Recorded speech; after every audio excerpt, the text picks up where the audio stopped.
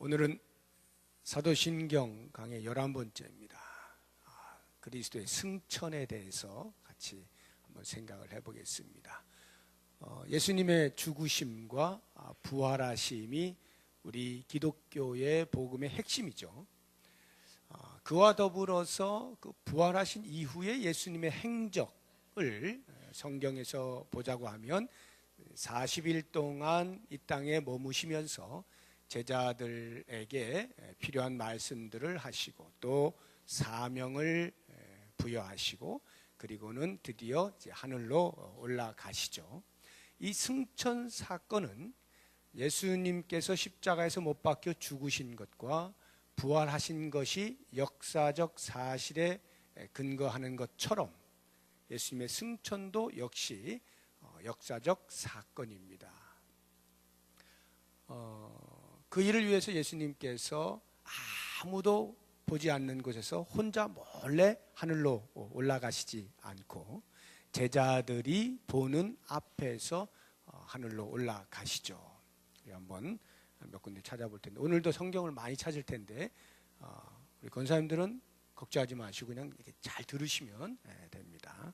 우리 찾을 수 있는 분들은 빨리빨리 손을 움직여서 찾아보겠습니다. 누가복음 24장입니다. 누가복음 24장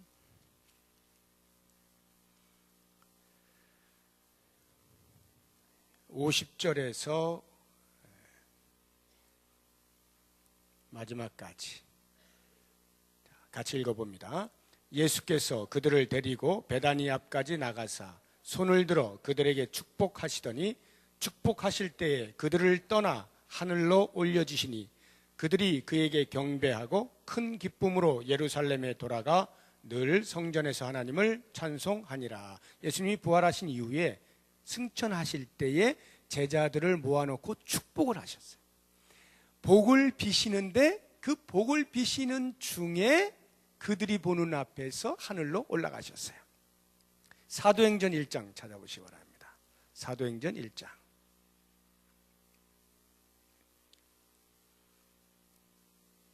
9절입니다. 사도행전 1장 9절 시작. 이 말씀을 마치시고 그들이 보는데 올려져 가시니 구름이 그를 가리어 보이지 않게 하더라. 이 말씀을 마치셨대요. 무슨 말씀일까요? 사도행전 1장 8절 그 유명한 말씀이죠. 오직 성령이 너희에게 임하시면 너희가 권능을 받고 예루살렘과 온 유대와 사마리아와 땅 끝까지 이르러 내 증인이 되리라. 예수님이 제자들에게 사명을 부여하시고는 그 제자들이 보는 데서 구름으로 하늘로 올라가셨다. 제자들이 보는 데서 올라가셨다는 말이 역사적 사건이다 이런 말이에요. 역사적 사실이다. 그러니까 꾸며낸 이야기, 전설 따라 삼천리 이런 게 아니다 이런 말이에요. 실제로 이 땅에서 일어난 사건이다 라고 하는 거예요. 이렇게 예수님의 승천도 죽으심과 부활과 마찬가지로 역사적 사건임에도 불구하고 많은 사람들이 예수님의 부활을 믿지 않는 것처럼 예수님의 승천도 믿지 않아요. 과학적으로 볼 때 도저히 이 육체를 지니고 있는 사람이 공중으로 부양되어 올라간다는 것을 믿을 수가 없는 거죠. 과학적으로 도저히 받아들일 수가 없는 거예요. 죽은 자가 다시 살아나는 것을 받아들일 수 없는 것처럼 산 자가 하늘로 막 올라가 이거 못 믿겠다는 거예요. 그래서 과학이 발달하는 근대 이후에 이러한 부분에 대하여 끊임없는 의문이 제기가 되었고 이에 발맞추어서 자유주의 신학자들이 그렇다. 이것은 뭔가 말이 안 된다. 이거는 그냥 어떻게 종교적 어떤 의미를 가미하기 위해서 집어넣은 거다 해서 그런 걸 빼는 작업들을 했는데요. 그렇게 빼고 나면 성경이 남는 게 없어요. 우리는 이것이 분명한 역사적 사실이라는 것을 믿음의 눈으로 바라볼 수가 있고요. 그것을 그대로 믿죠. 이것이 하나님의 은혜입니다. 자, 이와 같은 그리스도의 승천이 과연 우리가 사도신경에서 하늘에 오르사 전능하신 하나님 우편에 앉아 계시다가 라고 이렇게 신앙으로 고백을 하는 이것이 우리의 신앙생활에 어떠한 영향을 미치는가, 그것이 우리의 신앙생활과 어떤 관계가 있느냐. 그리스도께서 하늘로 올라가셨다는 것이 내가 이 땅에서 신앙생활을 하는 데에 어떤 의미가 있느냐 이 말이에요. 그것을 제가 한 3가지 정도로만 요약해서 말씀을 드리겠습니다. 첫 번째가 예수님의 승천으로 말미암아 드디어 예수님은 언제 어디서나 우리와 나와 함께 하시게 되었다라는 것입니다. 우리의 예수님께서 하늘에 오르사라고 고백하는 그 순간 예수님은 이제 나와 영원히 함께 하신다라고 하는 것을 인식하는 것과 같습니다. 원래 예수님께서 이 땅에 오실 때에 그 예수님의 별명이 뭐였습니까? 별명, 예수님의 또 다른 이름이 뭐였어요?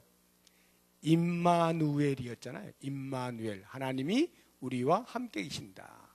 높은 보좌에 계셨던 예수님이 이 땅에 내려오셔서 우리와 함께 삶을 사심으로써 임마누엘이 되셨죠. 그런데 그 임마누엘은요, 사실상 예수님 당시에 예수님이 머물고 계시던 그 장소, 그때와 그 장소에 함께 있던 사람들만이 누릴 수가 있는 거죠.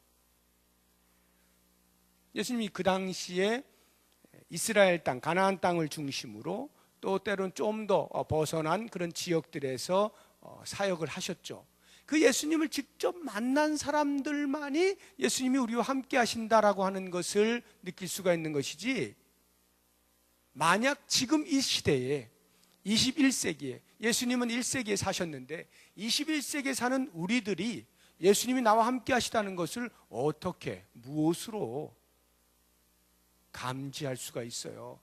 예수님은 그 당시의 사람인데, 그리고 우리나라에는 한 번도 와보신 적이 없으신 분인데, 임마누엘이라고 하는 것이 사실상 잘 와닿지가 않는 것입니다. 그런데 그 임마누엘을 완성시키신 사건이 바로 예수님의 승천입니다. 무슨 말이냐면요, 이 땅에 계시는 동안은 이 땅은 시간과 공간이라고 하는 제약 속에 있습니다. 그것을 우리가 3차원이라고 그러죠. 3차원의 삶을 살아요. 시간과 공간에 제약이 있어요. 내가 지금 여기에 있다는 것은 내가 지금 동시에 미국에 있을 수 없다는 말입니다. 이게 시공간의 제약을 받는 인간이라는 뜻이에요. 그런데 승천을 하셔서 하늘에 오르시게 되면 그 하늘에는 더 이상 시공간의 제약을 받지 않습니다. 시공간으로부터 자유로워지는 거예요. 그러면서 드디어 예수님께서 우리와 함께 계실 수가 있는 거예요. 그래서 예수님이 제자들에게 그런 말씀을 하시지 않습니까? 얘들아, 내가 너희를 떠나가는 것이 너희에게 더 유익하다, 이렇게 말씀을 하시거든요. 그게 무슨 말씀이에요? 예수님이 함께 계시는 게 유익하지 어떻게 떠나가는 게 더 유익해요? 떠나가셔야, 부활하셔서 하늘로 올라가셔야 비로소 그 제자들과 잠깐이 아니라 영원히 함께 하실 수가 있기 때문이에요. 그래서 예수님이 말씀하시는 거예요. 내가 떠나가는 게 너희들에게 더 유익해. 내가 떠나가야 또 다른 보혜사 성령이 너희에게 오실 거야 하면서 예수님의 영원히 함께 하심에 대해서 이야기를 하는 거예요. 그래서 예수님께서 부활하시고 승천하실 때 마태복음 28장 19절 20절에 보게 되면 제자들에게 명령하시지 않습니까? 그러므로 너희는 가서 모든 민족을 제자로 삼아 아버지와 아들과 성령의 이름으로 세례를 베풀고, 그 다음 내가 너희에게 분부한 모든 것을 가르쳐 지키게 하라. 볼지어다 하고 그 뒤가 뭐예요? 내가 세상 끝날까지 너희와 항상 함께 있으리라. 예수님이 지금 하늘로 올라가시는데, 하늘로 올라가시는 그 순간에 제자들에게 하시는 말씀이에요. 볼지어다 내가 세상 끝날까지, 세상 끝날은 예수님이 다시 오시는 그날이에요. 예수님이 다시 오시는 그날까지 너희와 항상 함께 있겠다. 하늘로 가시는 분이 어떻게 항상 함께 있어요? 시공간의 제약을 받지 아니하시는 그 하늘나라에서 드디어 시간과 공간을 뛰어넘어서 예수 그리스도를 믿는 사람들이 있는 곳이면 어디에서나, 예수 그리스도를 믿는 사람이면 언제든지 그들과 함께 하실 수가 있는 거예요. 그것이 바로 성령의 오심이에요. 성령의 오심을 통하여, 성령이 뭡니까? 성령, 거룩한 영, 하나님의 영, 예수님의 영, 성령이시잖아요. 성령께서 이 땅에 오신다는 것은 바로 예수님의 영, 예수님이 우리 가운데 영원히 내주하신다는 거예요. 성령이 우리 안에 내주하신다는 것은 예수님이 우리 안에 내주하신다는 거예요. 그래서 예수님의 승천이야말로 예수님이 동서고금을 막론하고 모든 사람에게, 모든 시대에, 모든 곳에서 함께 하실 수 있는 유일한 사건이었다. 그렇게 볼 때 우리가 예수님의 승천을 우리의 신앙 고백으로 올려드리는 것은 바로 그것을 인식하는 거죠.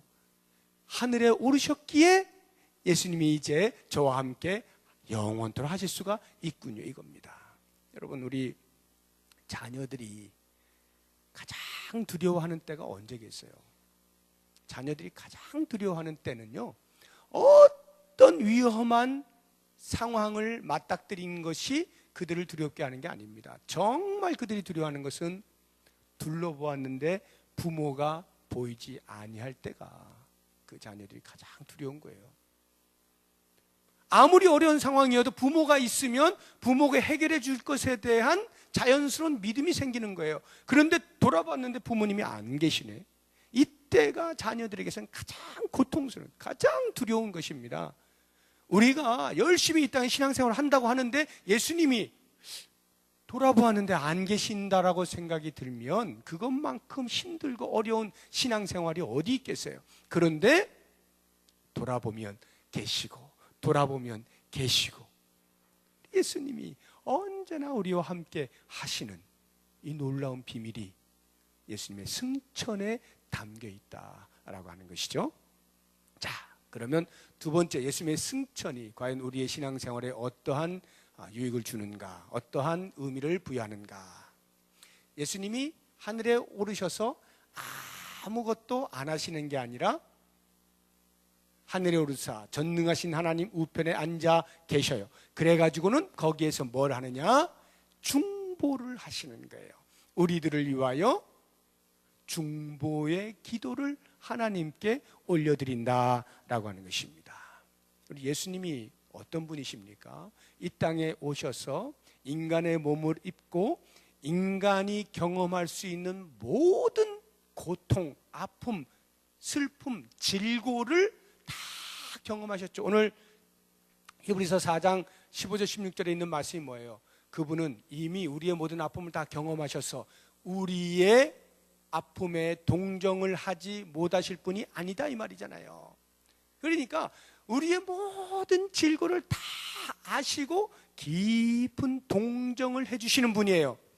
뿐만 아니라 동정으로 끝나지 아니하고 그 상황에 대하여 우리 하나님 앞에 간절히 기도하신다라는 것입니다. 자, 우리 히브리서 7장을 한번 찾아보겠습니다. 히브리서 7장 25절입니다.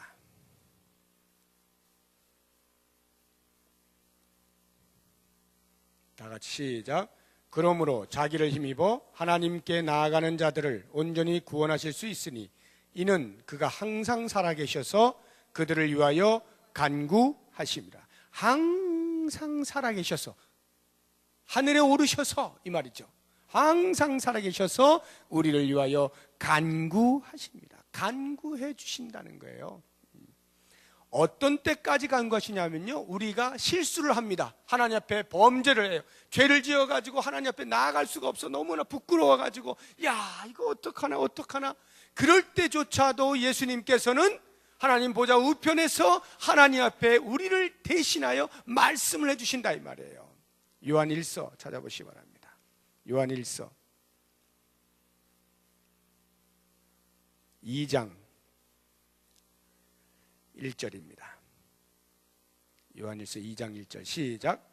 나의 자녀들아 내가 이것을 너희에게 쓰면 너희로 죄를 범하지 않게 하려 함이라. 만일 누가 죄를 범하여도 아버지 앞에서 우리에게 대언자가 있으니 곧 의로우신 예수 그리스도시라.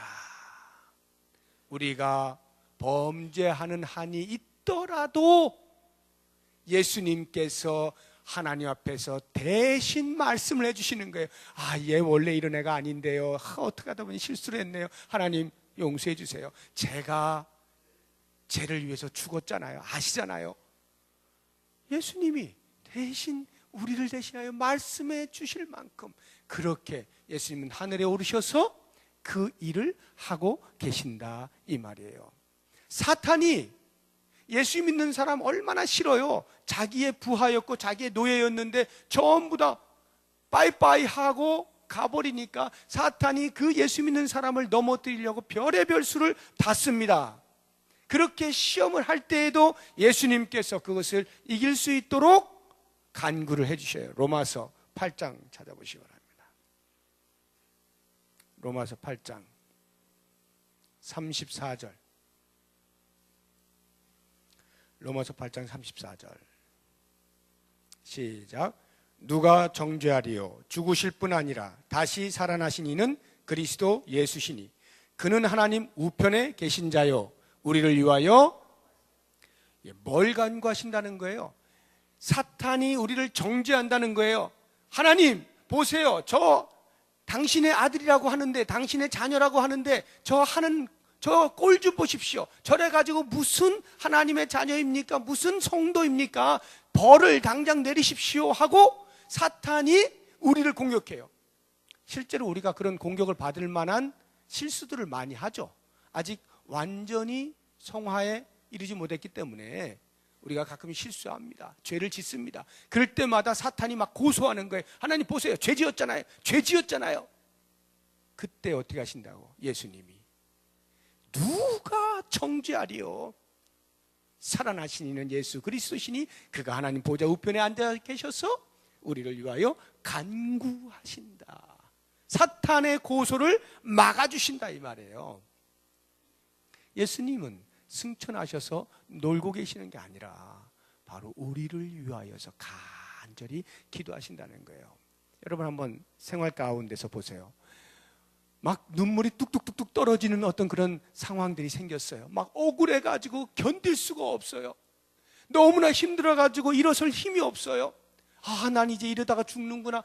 이런 어떤 심각한 상황 속에 있을 때, 내 마음에 가슴앓이를 하고 있을 때 누군가가 나의 한탄하는 소리를, 누군가가 내 신음하는 소리를 들어줄 수 있다면, 누군가가 내 이야기를 들어주는 사람이 옆에 있다면 얼마나 큰 힘이 되겠어요. 얼마나 큰 힘이 되겠어요. 정말 막 여기가 막 터져나가려고 그래. 그런데 누군가를 붙잡고 내가 막 얘기하는데 다 들어주네.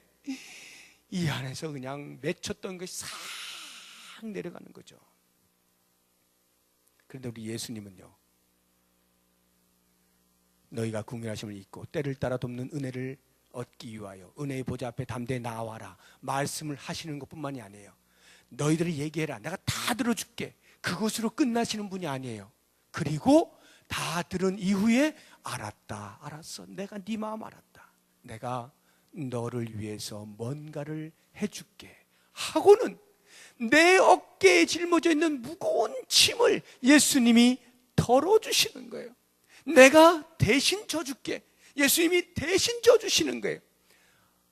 만약에 우리 옆에 그런 분이 계시다라고 한다면, 우리 인생의 무거운 짐들을 대신 져주시겠다라고 하시는 분이 계시다면 그것보다 더 위로가 되는 일이 무엇이 있겠어요?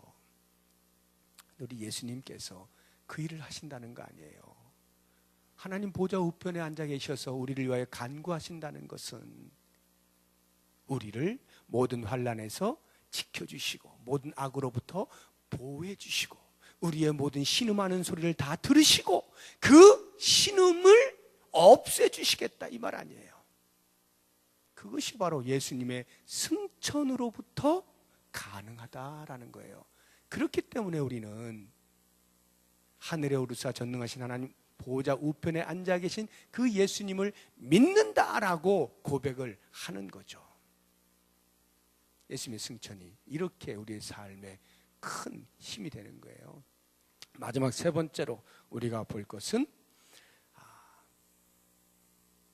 예수님의 승천이 있었기 때문에 우리는 드디어 우리가 죽어서 하나님 나라에 가게 되었을 때 거기에도 내가 머물 자리가 있다는 것을 알게 되는 겁니다. 예수님이 승천하신 그 사건이 있었기 때문에 나도 하늘나라 가면 내가 머물 자리가 있구나를 알게 된단 말이에요. 예수님이 그것을 보증해 주셨어요. 먼저 올라가셔서 하나님 보좌 우편에 앉아 계시지 않습니까? 그것이 우리의 자리 있음을 보증해 주는 사건이다라고 하는 것입니다. 자, 과연 우리 예수님이 하늘에 오르셔서 하나님 보좌 우편에 앉아 계시는가? 베드로전서 3장 한번 찾아보시기 바랍니다. 베드로전서 3장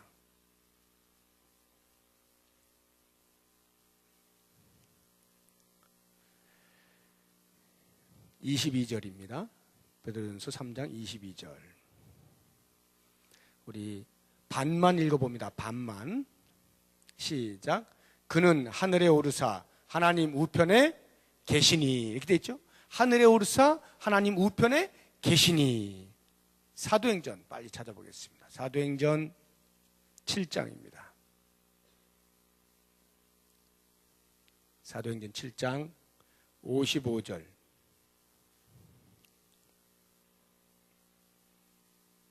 스데반이 돌에 맞아 죽는 순간에 본 것을 이렇게 표현하고 있습니다. 55절 시작. 스데반이 성령 충만하여 하늘을 우러러 주목하여 하나님의 영광과 및 예수께서 하나님 우편에 서신 것을 보고, 예수님께서 하나님 보좌 우편에 계시다라고 하는 것을 분명히 말씀하시죠. 이 하나님 보좌 우편이 예수님의 영원하신 자리입니다.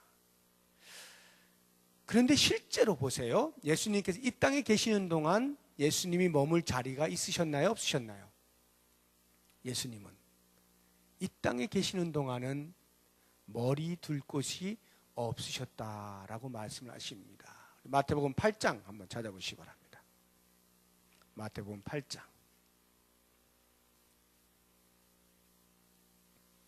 20절입니다.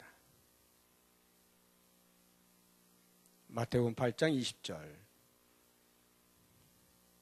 시작. 예수께서 이르시되 여우도 굴이 있고 공중에 새도 거처가 있으되 인자는 머리 둘 곳이 없다. 네. 여우도 굴이 있고 공중에 새도 머물 집이 있는데 인자는 머리 둘 곳이 없다. 이 땅에서는 예수님께서 머물 자리가 없으셨어요. 그런데 놀랍게도 예수님께서 하늘로 올라가시면서 그 승천하신 이후에는 하나님 보좌 우편이라고 하는 영원한 예수님의 자리가 마련이 되어 있고 그 자리에 앉으셨다라고 하는 것입니다. 바로 이것이 예수님을 따라 십자가에서 죽고 예수님을 따라 3일 만에 부활하듯이 우리도 부활하게 되어서 예수님을 따라 하늘로 올라가신 것처럼 우리도 하나님 나라에 가게 되어 있는데, 우리의 육체가 죽고 나면 하나님 나라에 가게 되어 있는데 예수님이 하나님의 보좌 우편에 자리하고 계시는 것처럼 우리도 반드시 하나님 나라에서 우리의 자리가 있다 이 말이에요.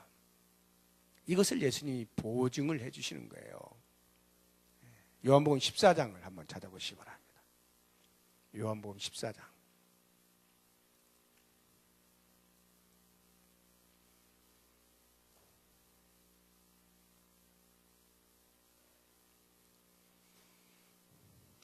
1절부터 4절까지 같이 읽어봅니다. 너희는 마음에 근심하지 말라. 하나님을 믿으니 또 나를 믿으라. 내 아버지 집에 거할 곳이 많도다. 그렇지 않으면 너희에게 일렀으리라. 내가 너희를 위하여 거처를 예비하러 가노니 가서 너희를 위하여 거처를 예비하면 내가 다시 와서 너희를 내게로 영접하여 나 있는 곳에 너희도 있게 하리라. 내가 어디로 가든지 그 길을 너희가 아느니라. 예수님께서 난 이제 십자가에서 죽을 거야. 그리고 부활한 다음에 하늘나라 내 고향으로 가게 될 거야. 그러나 염려하지 말아라. 내가 하늘나라 가면 너희들이 머물 거처를 내가 마련해 놓을게. 그리고 다시 와서 너희들을 데리고 가마. 이게 예수님의 약속의 말씀이에요. 그 약속이 오늘날 마지막 하나 남아있는 약속입니다. 예수님은 그것만 약속 지키시면 이 땅의 모든 역사가 끝나는 거예요. 그리고 새하늘과 새 땅의 역사가 새롭게 펼쳐지는 거예요. 예수님이 이 땅에 오셔서 십자가에 못 박혀 죽으셨어요. 우리를 구원하셨어요. 3일 만에 부활하셔서 잠자는 자들의 첫 열매가 되셨어요. 하늘에 오르셨어요. 그리고 다시 오셔서 우리를 데려가시기만 하면 모든 약속이 끝나는 거예요. 마지막 하나 남은 약속을 바라보고 우리가 사는 겁니다. 그런데 그 소망을 선명하게 만들어주는 것이 예수님의 승천이란 말이죠. 예수님께서 하늘에 오르셔서 우리의 거할 자리를 마련해 놓고 계신다라고 하는 거예요. 그런데 그 자리가 보통 자리가 아니에요. 예수님께서 하나님 보좌 우편에 앉아 계신다는 말은 그냥 하는 말이 아니라 항상 성경에서의 오른쪽은 언제나 권세를 말하는 거예요. 언제나 권세예요. 하나님이 오른팔을 펴사 이렇게 할 때는 하나님의 권세를 바라사 이런 말이에요.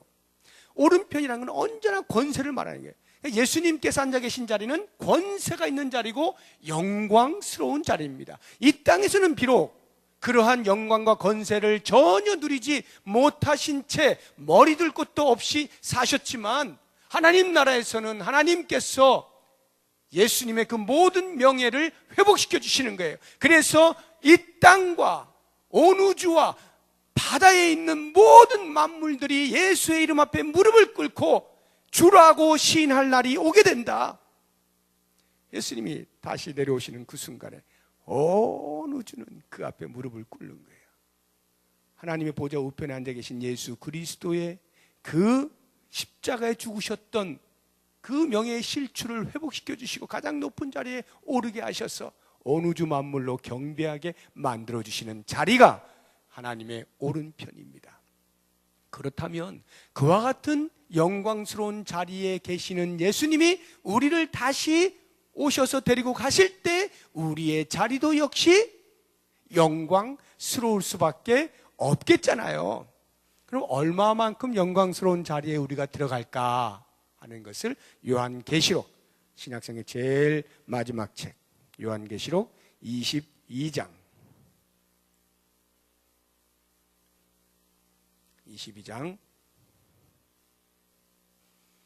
5절을 보시기 바랍니다. 22장 5절 시작. 다시 밤이 없겠고 등불과 햇빛이 쓸데없으니 이는 주 하나님이 그들에게 빛이심이라. 그들이 세세토록. 그들이 누구예요 지금? 그들이 누구예요? 우리 예수 믿고 하늘나라 가게 된 우리가 세세토록. 세세가 뭐예요? 영원히 뭐한다? 왕노릇하리로다. 왕같이 산다 이 말이에요. 가장 영광스러운 자리 아닙니까? 가장 명예스러운 자리 아닙니까? 가장 권세가 있는 자리죠. 우리로 마치 예수님이 하나님의 보좌 우편에 앉아 계셔서 그 모든 영광을 누리시는 것처럼 주의 나라에서 우리가 왕노릇하며 살도록 해놓으시겠다. 이것이 예수님의 승천이 있음으로 가능하게 된 우리의 신앙의 유익이다 라고 하는 것입니다. 그러니까 그러한 것들을 우리가 바라보면서 우리가 하늘에 오르사 전능하신 하나님 우편에 앉아 계시다가 라고 신앙 고백을 할 때 이 모든 우리를 향하신 유익들을 생각하면서 인식하면서 힘을 얻어라 이 말 아니겠어요? 사실 여러분, 예수님께서 이 땅에 계실 때 머리를 둘 곳이 없으셨던 것처럼 때로 우리 성도들의 삶에서도 이 땅에서 머리를 둘 만한 곳이 마땅치 아니한 경우가 있을 수가 있어요. 이건 모든 사람이 다 똑같은 건 아닙니다. 성도는 항상 그러면 예수님처럼 머리 둘 곳이 없어야 되냐? 그건 아니에요. 그런 말은 아닙니다. 때로는 하나님께서 복을 부어주셔서, 물질의 복을 부어주셔서 편안하게 머리 될 수 있는 그런 집을 주시기도 하고, 거처를 주시기도 하고, 편안함을 주시기도 해요. 그런데 어떤 성도에게는 정말로 머리 두기가 힘들 만큼의 어려운 상황 가운데 두실 수도 있어요. 중요한 건 이겁니다. 곧 주님이 다시 오셔서 우리를 그 영광스러운 자리가 있는 곳으로 데리고 가신다는 거예요. 그러면 이 땅에서 머리를 둘 곳이 있었던 사람이든 머리 두기 힘든 사람이든 그 짧은 인생 가운데 있었던 그 차이는 아무것도 아니라는 거죠. 하늘나라 가면 모두가 영광스러운 왕과 같은 삶을 살게 되는 거예요. 저는 이것을 볼 때마다 늘 여행을 생각을 합니다. 여러분, 여행 좋아하세요? 저는 참 여행을 좋아하는 사람인데, 여행은 여러 가지 방법이 있습니다. 요즘은 그 캠핑카라고 해가지고 뒤에 캐러반 큰 집 같은 거 하나 달고 다니는 거 혹시 보셨습니까? 차 뒤에다가 집같이 생긴 거 하나 달고 다니잖아요. 그러면은 이제 여행 가다가 아무데나 이제 쉬고 싶으면은 그 차를 주차할 수 있는 곳에 가서 딱 내려놓으면 그게 거의 집이에요. 거의 집이에요. 그 안에 모든 게 다 갖춰졌어요. 주방이고 뭐 얼마나 여행하기 편한지 모릅니다. 그렇게 여행하는 여행족들이 있는가 하면, 또 어떤 사람은 캠핑카 살만한 형편이 안 되니까 그냥 배낭에다가 텐트 짊어지고, 텐트 치는 또 그 사이트가 있잖아요. 또 거기 가서 텐트 치고 조금 뭐 불편하지만 그렇게 누워 자기도 하는 겁니다. 저는 한때 맨바닥에도 잡았어요. 맨바닥에 정말 하늘을 바라보고 그 무수한 별들, 저는 태어나서 그렇게 많은 별 처음 봤는데 무수한 별을 바라보고 그냥 이러고 잤는데, 이야, 세상이 내 거라고요. 막 내 거야, 전부 다. 세상에, 하늘을 이불 덮고 자느냐. 그런 맨바닥에도 잘 수 있는 거고, 여행을 하다 보면 이렇게도 자고 저렇게도 자는 겁니다. 뭐 더 돈이 많은 분들은 뭐 호텔에 들어가서 잘 수도 있겠죠. 그런데 여러분, 이렇게 하든 저렇게 하든 그건 다 여행이라는 거예요. 다 여행이에요. 여행은요, 반드시 끝이 있게 마련이고, 여행의 끝은 집으로 돌아가는 겁니다. 그런데 만약 여러분 호텔에서 날마다 여행을 하는데 돌아갈 집이 없다고 생각해 보세요. 그 사람만큼 비참한 사람이 없어요. 텐트에서 자도요, 조금 불편한 것뿐이지 내 인생이 이게 뭐야 이러는 사람은 아무도 없어요. 왜? 여행하고 있는 거니까. 끝나면 집에 갈 거니까요. 우리의 인생이라고 하는 것이 여행입니다. 천국을 향하여 가는 여행이에요. 우리가 돌아갈 고향은 천국이에요. 그곳을 가기까지 우리는 여행을 하는 것뿐이에요. 여행하는 중에는 어떤 사람은 좀 편하게 살기도 하고 어떤 사람은 좀 고되게 살기도 합니다. 그러나 그것이 중요한 게 아니에요. 돌아갈 곳이 있냐 이 말이지. 돌아갈 곳이 있느냐, 여기에 문제가 해결이 되는 것이지, 여행 중에 얼마만큼 편했느냐 안 편, 이거는 전혀 상관이 없는 거예요. 그래서 이 땅을 사는 동안에 여러분, 힘들고 어렵습니까? 내 옆에 있는 저 사람은 신앙생활도 제대로 안 하는데 왜 저렇게 잘 먹고 잘 사는 거야? 신경 쓰지 마세요. 조금 편한다 한들 그것이 뭐 그렇게 대수예요. 우리는 지금 여행하고 있는데, 여행은 즐기라고 하는 것이지 고통스러워하라고 여행하는 게 아니에요. 자, 우리 여행 가자 하고는 고통스럽게 가는 사람이 있습니까? 바보죠. 적어도 예수님께서 우리를 위하여 십자가에서 죽으시고 우리를 구원하셔서 천국을 향하여 가는 나그네로서 여행자로 만들어 주셨을 때는 그때부터 우리의 삶은 고행이 아닙니다. 그때부터 우리의 삶은 즐거움이고 유쾌함이에요. 천국에 도달하는 그날까지 우리의 삶은 유쾌함이에요. 불편함이 우리의 유쾌함을 없앨 수가 없는 거예요. 잠시 잠깐 이 땅에 사는 동안 불편한 것이 우리의 마음에 있는 천국을 향한 그 기대감과 소망과 이 땅을 사는 기쁨을 빼앗을 수 없다 이 말이에요. 그런데 우리도 모르는 사이에 그 불편함이 우리의 마음에 있는 이 놀라운 평강을 뺏어가도록 맡겨버렸다 이 말이에요. 그리고는 우리는 울고 불고 합니다. 왜 나는 없어? 왜 나는 없어? 저 사람은 있는데 왜 나는 없어? 왜 나한테만 이런 고통이 계속 있는 거야? 여행자인 것을 깜빡하고 마치 이 땅에서 영원히 살아야 되는 사람인 것처럼, 그래서 그 고통이 나는 영원하구나라고 착각을 하면서 슬픔 가운데서 헤어나오지 못하는 수없이 많은 성도들이 있어요. 그때에 뭘 기억해야 됩니까? 우리 주님께서 하늘에 오르셨다는 것. 주님이 하늘에 오르셨다는 것은 우리도 곧 그 자리에 부르신다는 것이고, 그래서 우리로 하여금 얘들아 여기가 다가냐? 이제 곧 너희들이 갈 때가 있어. 여기서는 너희들 즐겨라. 즐겨라. 이 땅에 있는 동안 너희들이 유쾌하게 살아라. 여행을 하는 자로 살아라. 뭐 조금 있고 없고에 울고불고 하지 말아라. 그냥 즐기면 텐트 안도 천국이고 호텔 방도 천국일 수 있는 것이고 무엇이 차이가 있어요? 저는 여러분들에게 꼭 부탁드리고 싶어요. 유쾌하게 사십시오. 주님 부르시는 그날까지 울고불고 이 사람 저 사람 비교해가면서 피곤하게 살지 마세요. 그냥 주님 부르시면 언제든지 갈 수 있는 가벼운 차림으로 이 땅에서 가볍게 유쾌하게 여행자처럼 그렇게 살아가시면 주님이 곧 오셔요. 곧 오셔서 우리를 그 영광스러운 자리로 데리고 가십니다. 이것이 그리스도의 승천에 대한 우리의 신앙 고백이에요. 오늘 이 시간에 말씀을 기억하시면서 기도하실 때에 주님, 제가 여행자로 사는 것을 잊지 말게 해주십시오 라고 기도하시면서 언제나 우리의 얼굴에 여행자다운 얼굴로, 환한 얼굴로, 기쁨으로, 유쾌함으로 그렇게 살아갈 수 있는 기도의 시간이 될 수 있기를 주의 이름으로 축복합니다. 기도하겠습니다.